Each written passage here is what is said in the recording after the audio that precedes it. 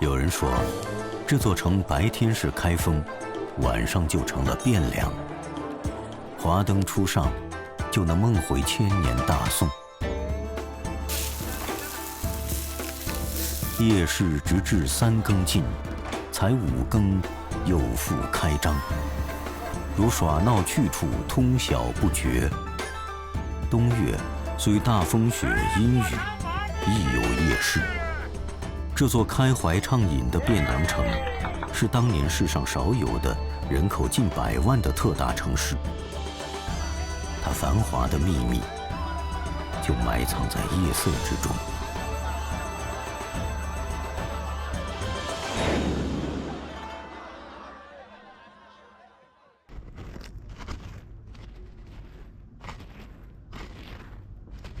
往这边拐了，是不是一串？这是个问题，省了也没了。曹金平正在清理的这箱古钱币，是在明代周桥桥面上发掘出来的。面对这笔巨款，曹金平教授却犯了难。他很多钱出土的时候都粘到了一块儿。我们如果要做数据统计和分析的话，要对所有的钱币进行一个数量上，包括钱纹上，包括它的尺寸、重量上进行一个统计和测量，透露出什么样更多的历史信息。比方说，宋代的钱币保留的比例有多少？再一个，宋代的钱币的重量跟明代的钱币的重量是否匹配？只有为这堆古钱币做好理财，才能获得更准确的考古信息。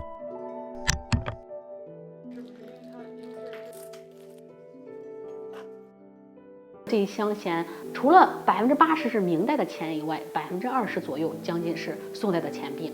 近代的钱可能只有1枚、2枚这样的一个铜钱的比例。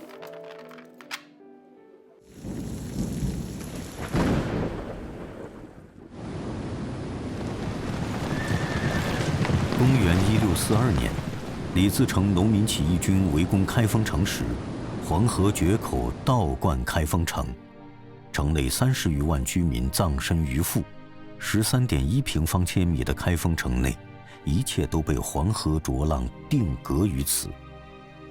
这箱钱，就是当时没来得及带走的。周桥遗址出土了1万余枚铜钱，明代钱箱里存放着宋明2朝铜钱。宋钱究竟蕴含着什么样的魅力，让后世在其王朝更迭多年后，还在继续用它呢？宋代的钱重，明代的钱轻。如果你是消费者，你会选择什么样？你肯定选择先用轻的钱，重的钱你可能是储藏起来了。另外一种可能就是重的钱回炉，然后重新业铸成这种小钱，从中谋取利润，体现了宋代之前数量之大吗？另外一个角度来彰显了当时的经济的一个发达。北宋经济总量占当时全世界的1/5，是名副其实的经济强国。宋钱在中外贸易当中处于绝对强势的地位。《宋史识货志》中记载，钱乃中国宝货，今乃与四夷共用。作为贸易当中的硬通货，宋钱在相邻诸国以及朝鲜半岛、印度半岛、波斯湾，直至非洲东海岸等地皆有流通。宋朝商业环境开放，自由贸易也发达。宋朝的老百姓有动力赚钱，也有能力花钱。吃什么怎么吃，展现出的是百姓的经济水平和生活状态。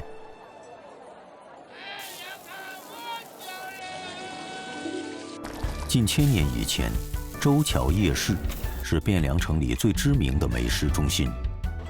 出朱雀门，自周桥南去，当街排开水饭、熬肉、干脯等各类小吃，城中灯火通明，彻夜笙歌不停。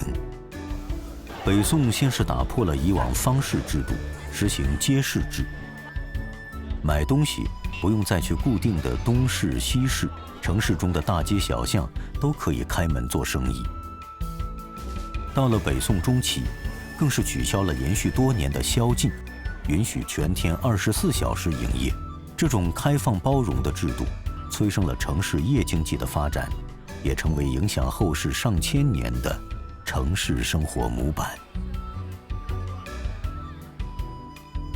据太平惠民和剂局方记载，在食物中添加辛温香燥药物，有益于行气、疏肝、醒脾。一种独具醒酒消食功效的酸辣肉粥，在北宋风靡开来，这就是今天胡辣汤的雏形。胡椒作为胡辣汤的灵魂调料，是当时东南亚各国使节来汴京拜会中国皇帝时的重要贡品。这些来自异域的香料，通过汴河上日夜不息的漕运，源源不断补给而来。周桥遗址发现的船灯，就是北宋夜航船上的照明工具，正是宋代水运发达的见证。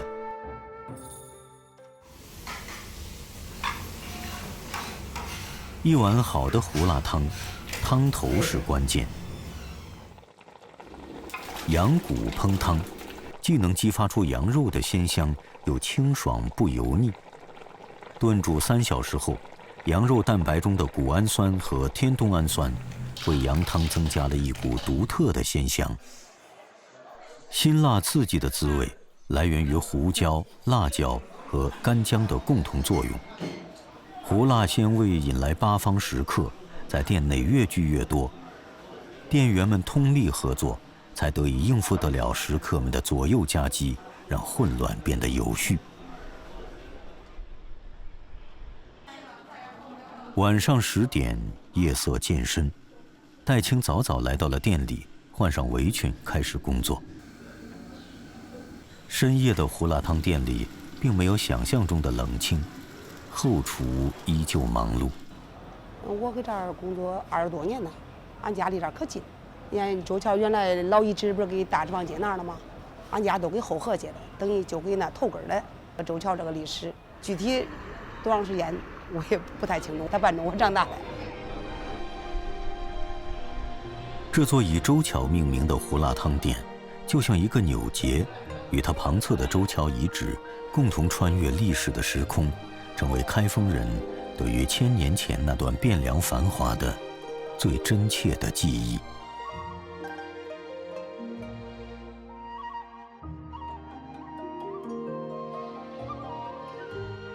周桥及汴河遗址，除了出土了大量钱币，还出土了数万件瓷器、1800多件陶器、30多件铁器、200多件骨器、1500多斤动物骨骼，蕴含着丰富的历史信息，也见证着人们对美食的无尽追求。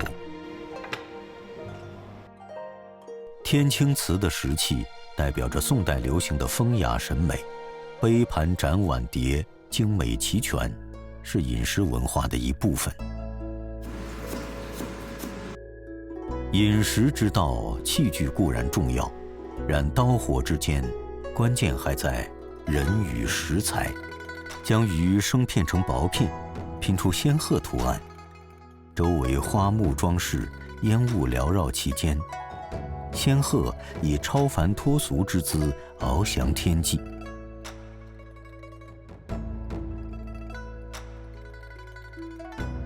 舞蹈、抚琴、点茶，开启了一场沉浸式的宋风雅宴。宋代饮食风尚虽然以宫廷的好恶为旗帜，但一如历代引领时尚潮流的，却永远不会是宫廷，而是民间的饮食文化。两宋时代，民间城市饮食休闲行业异常发达，令皇城之内的君王在夜半都望着城中漫天灯火，为之向往。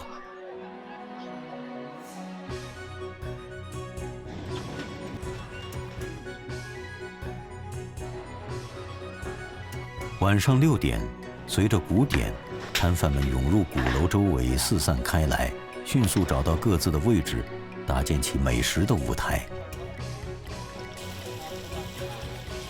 蚊虫极少，是开封夜市的一大特点。宋人笔记《铁围山丛谈》中为此解密：马行街者，京师夜市酒楼极繁盛处也。蚊蕤物游，而马行人物嘈杂，灯光照天，每至4更鼓罢，故永绝文瑞。蚊子怕油，又打开了北宋民间生活的另一种智慧——烈火烹油的炒制技术。北宋初期，铁锅普及到千家万户，而京城人用到最多的燃料，也由从前的柴与炭变成了煤。受热均匀、导热更快的铁锅，配上能持续释放更高温度的煤，让炒这种烹饪手法逐渐盛行起来，从此成为中国人最独特的美食标签。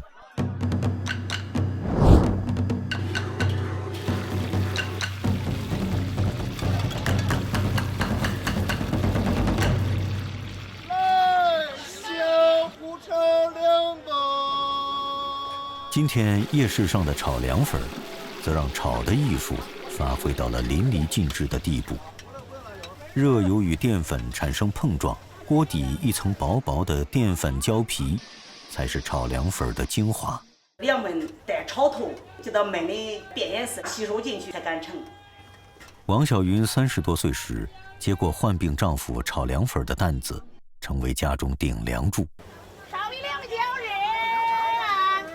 我结婚比较早，我22岁人俺那一口，他家都卖凉粉，因为俺婆子都卖凉粉，吃喝拉撒都给凉粉吃上了，我必须得进一口。叫凉粉，叫凉粉。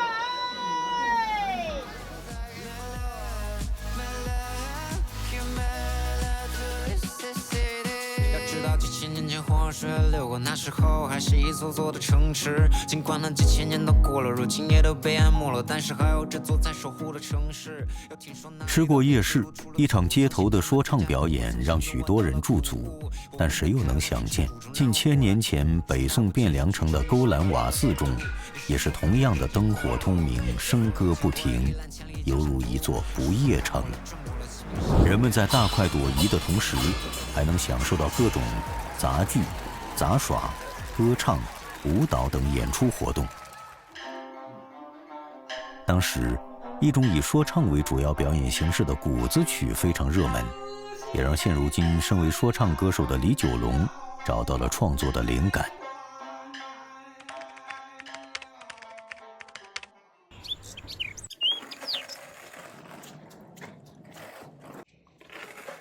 李九龙是开封本土的说唱歌手，对于音乐的热爱让他不满足只在街头表演，他想代表开封唱一首给这座八朝古都的歌。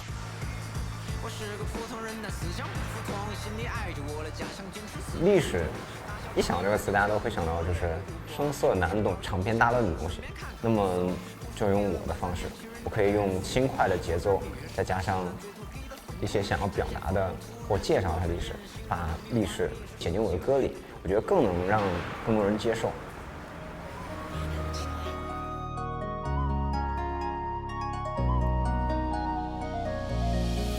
走过秋鸟，能花难苗，笑送望角，风雨飘摇，听得流感，好感飘渺，手将归号，悬飞寥寥，走过秋鸟。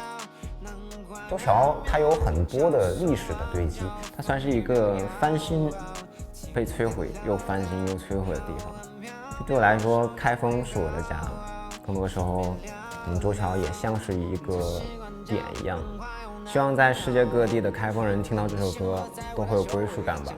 出去的再远，我还是会知道有那么一个地方是属于我的。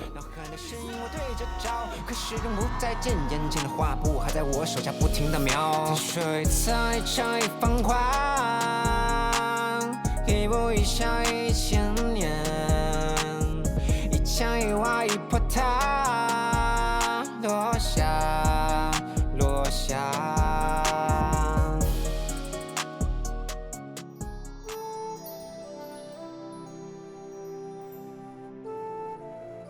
开封既是打开城市记忆，亦是开启市井生活。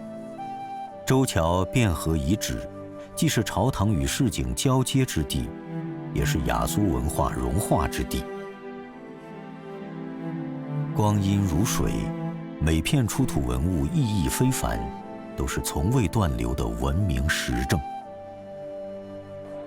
时光始终向前，人间烟火如昨。开封城里至今仍然摆开着流动的盛宴，那是一场对欢乐颂的生活礼赞。欲知大道，必先为始。一座小小的周桥遗址，其实也融入了中华文明探源工程的伟大蓝图。周桥与汴河，连接着都城与百姓，也连接着天地与万物。